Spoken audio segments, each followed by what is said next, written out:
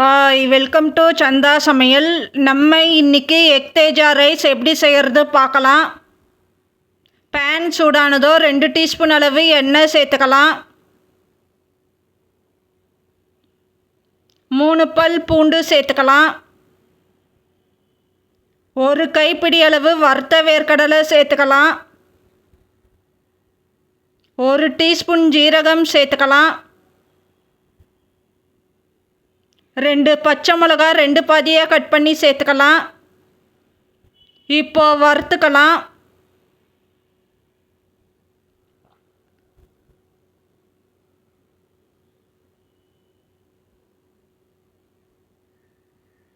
ஒரு கைப்பிடி அளவு கொத்தமல்லி சேர்த்துக்கலாம். கொத்தமல்லி சேர்த்துட்டு லேசாக வதக்கிக்கலாம்.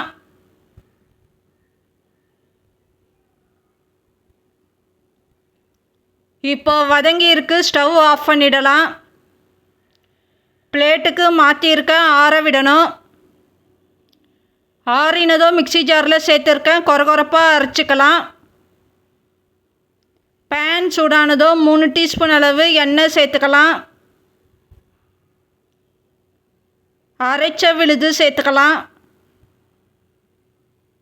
1/4 டீஸ்பூன் மஞ்சத்தூள் சேர்த்துக்கலாம். உப்பு தேவையான அளவு சேர்த்துக்கலாம்.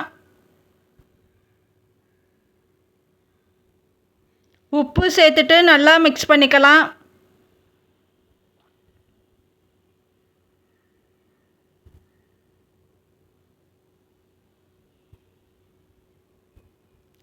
ரெண்டு முட்டை சேர்த்துக்கலாம். முட்டை ஸ்க்ராம்பிள் பண்ணிக்கலாம்.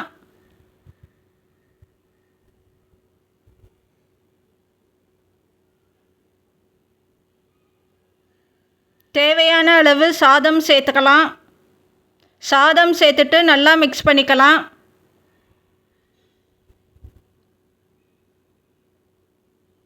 மிக்ஸ் பண்ணியிருக்கேன், கொத்தமல்லி சேர்த்துக்கலாம். கொத்தமல்லி சேர்த்துட்டு மிக்ஸ் பண்ணிக்கலாம்.